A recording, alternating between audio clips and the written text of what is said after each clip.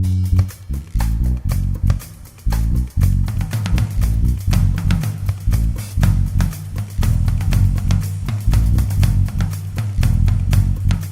certainly our honor to have Ms. Kim Trent as the Midwest Social Action Chair of the Delta Sigma Theta Sorority Incorporated to share with us as we started this conversation about bringing our girls back home and what's going on across the continent, across the Atlantic, over in Nigeria. And so we're excited that under Kim's leadership, the community has rallied together as allies to talk about what we can do.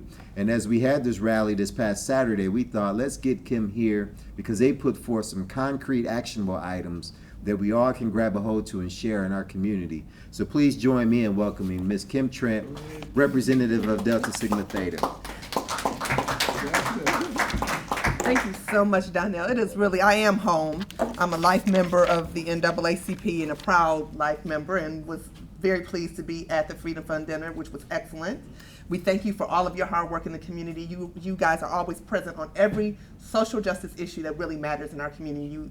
We have that long history of that, and you continue to do it, and we thank you for being partners with us. I guess I am representing Delta Sigma Theta today, but I wear a lot of hats in this community, and I'm proud to do that, as Donnell mentioned.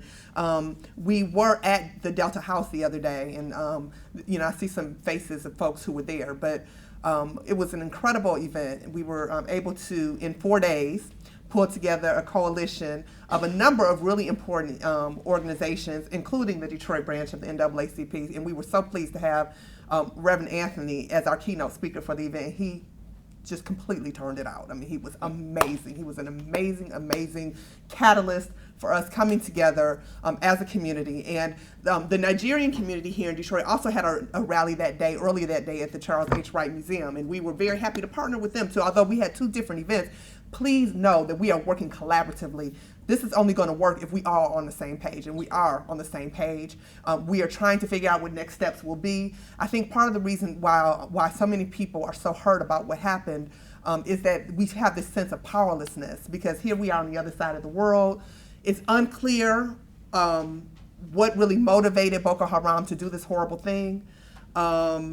They've said some things, but there's a lot of mystery surrounding it. And so, we're used to problems that you say, okay, if we take this step, then this is the solution. Well, this is really a perfect example of the legacy of colonialism and what that has meant for the people who actually live in Africa, because there's a reason that Boko Haram has been allowed to flourish and grow in Nigeria, and it's because there are disaffected youth who feel powerless, who are unfortunately victims of the corruption of the government, international companies that have gone in there and have colluded with this is not something new. Oppression in Western Africa, in the world is not new.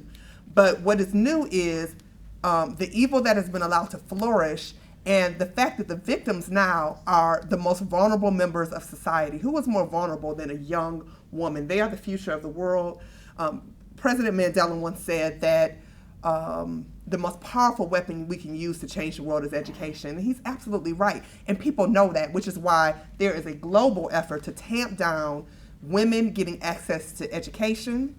This issue is not just about education, but that's one element of it. And as a member of the Board of Governors at Wayne State University, it's an issue that's very important to me. Here in our country, we're a little different in that we actually see more women going to college. There are actually more women who are getting an education, but that is not the situation for most of the world. Most of the world, a lot of women don't go past primary education, including in Nigeria. Most of them don't. So to have a school where where women were trying to be educated, and to have this horrible, horrible thing happen, we really do need to stay vigilant about that.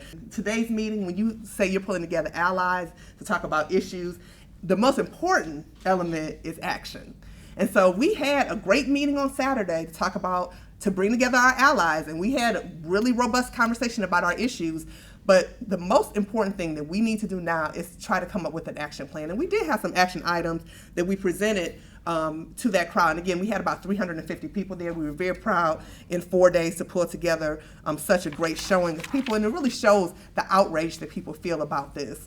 One thing that we were outraged about, I can speak for myself, and I think a lot of people talked about this at the meeting, there are two things. One, the fact that the world did not pay attention to this issue for the first 2 weeks that those girls were missing. It was almost absent. There was no coverage on the local level.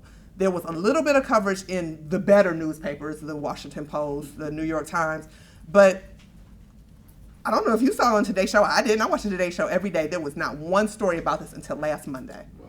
Completely ignored. In fact, the first time I saw something on social media about this, I thought it was a hoax because I said, there's no way 300 people went missing. That would be the #1 story in the world.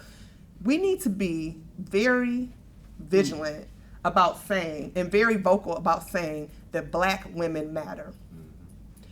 We know it's a problem here in our country. When Black women go missing, it just does not get the same attention as when other people go missing. If this had been 300 Dutch girls, French girls, Belgian girls, this would be the #1 story in the world. And it would have been the #1 story in the world from day one. So we can't go back in time, but what we can do now is hold the media accountable for continuing to cover this story and to not just present it as here's another example of Africa being dysfunctional. We have to look at the causes, the root causes that made this thing flourish. And again, what I talked about earlier, the fact that we have disaffected youth who see no future for themselves, who are victims of not just oppression, but just a calculated, there's a reason that chaos exists. It doesn't just exist in a vacuum. Sometimes chaos is created. So what can we do to make sure that we are stepping in the breach and saying, our people matter, Africa is important to us, those are our sisters and brothers, and we want our sisters to come home. And not just say it, but really have some action items to do it. And one of the things that we talked about, again, is holding the media accountable. And Alicia Nails, who is the director of the Journalism Institute for Minorities at Wayne State University and is just a really brilliant woman, talked about a few action items that we can do on the media front. One thing, when you read stories about this issue online, click the comment section. And you know what? Close your eyes when you do it, because you are not. Alicia sent me a message the next day after we had our event. We got a fair amount of media coverage, and said, "Oh my God, you will not believe the comments that people." I'm like, "What are you doing reading the comment section? Don't read the comment section. Just write a comment, because people are really sick with this racism thing." And even I don't know if you all saw with what's that horrible woman's name? Which one? Right. Yeah, what is that?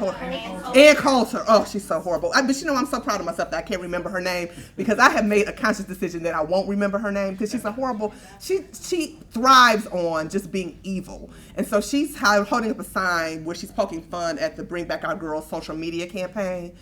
Wow. So, yeah, you know how sick you have to be as a woman to use that as an opportunity to get a cheap laugh? There's something really wrong with her. We need to, social media has really been engaged in this, and I just hope that everybody in this room will continue to, on Facebook, make your profile picture the Bring Our Girls Back logo. Those are simple things. People have been making fun of that, saying, well, whatever, that's trite, that's not, really, that's a superficial approach. But it's something to just say, I care about this issue. Don't assume that everybody cares about it. My friend Alicia Nails, who I referred to earlier, did an interview on Cliff Russell's show last week, and she only got 2 calls. And one call, the person said, well, I think that they're just trying to make this a story to make Nigeria look bad because it's African people. This isn't about vilifying Nigeria. It's about freedom and justice for these young women. It's not, we love our brothers and sisters in Nigeria. We want them to live freely, and we want them to have opportunity. It's not about vilifying anybody, well, except for Boko Haram. I have no problem vilifying them, because what they have done is an evil thing. But this idea that, we have to be a little bit more thoughtful and have a little bit more critical thinking about this. So that was one thing. That was one call she got. The other call was, well, if that's what happens in their culture, we should just respect their culture. Really? Really? We need to respect children being kidnapped and sexually exploited? No, we don't accept that. No. I'm a feminist, but even if I weren't a feminist, there are just some things that are wrong, and it seems like it would be wrong just on the face of it. But if we have to take that extra step of explaining to people why it's wrong, we have an obligation to do that. We cannot assume that everybody's on the same page with us, even among our own people. So that's one thing that I would really encourage you to do. Go comment on those stories. Email specific news executives about how the story is being covered here in the and we don't want to be whiny about it. We just want to be constructive. We want to say, listen, this is a story that matters to me, because that's one call represents about 100 viewers. So every time you make a call or you send an email, they know that people are paying attention. And if we don't hear from them, then we need to make sure, then they don't think that we care about it. Yeah. That's why we had 2 weeks where the story was not covered at all, because nobody was screaming. When we started seeing the Bring Back Our Girls movement, you started to see some news coverage of this issue. Use Twitter, using that Bring Back Our Girls hashtag. Use that to just try to every day send out something to your group saying the girls are still missing. What have you done today to help bring back our girls? Something just so people know that we should not forget about it. And don't be, again, fooled or intimidated by gatekeepers, because when you call those newsrooms, they're going to be people who, believe it or not, to this day, you're probably going to call some newsrooms where people still don't even know about this. Let them know. If you don't know about it, you're not doing your job, because you ought to know about the story. This is an important international story. We want to know about. There are people who live here, who are from Nigeria, and this matters not just because we have our sisters and brothers who live among us who are from Nigeria, but because we are people of African descent. Even if we aren't, we're human beings. And as human beings, this is a human rights issue that we care about. So those are some things that we want us to do. And then we're putting together a coalition. And I was so excited when Camelia offered me the opportunity to come and speak to you today, and Donnell. They were both in attendance on Saturday, because when we left there, we said, what do we do next? And I don't really have the answer to that question. I think that's an answer that all of us need to come up with. And I was so excited to hear the groups that are being represented in this room. We have peace activists, we have seniors, we have civil rights heroes like Mrs. Maddox, we have, and Congressman Conyers and others.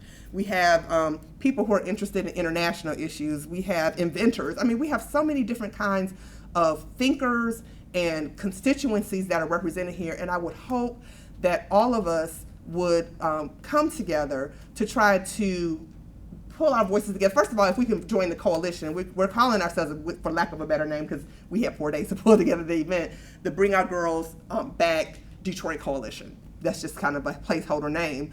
But we hope that this will be, obviously we're praying every day that these girls will come home, and that they will come home soon. But this is not just about 223 girls who are in Nigeria right now. This is about the long-term effects of colonialism and oppression, and what we can do as people living here in Detroit to just stand in solidarity with our brothers and sisters who are living under those kind of conditions. So we're pulling, one of the things that Camelia is going to help me with is, for those of you who are interested, we would love to have you. We're going to be pulling together some more meetings.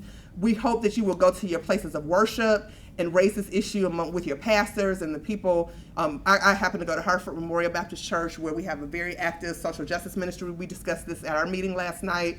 Obviously our pastor, Dr. Charles Adams, is a very progressive person. I hope that you will take this to your leaders.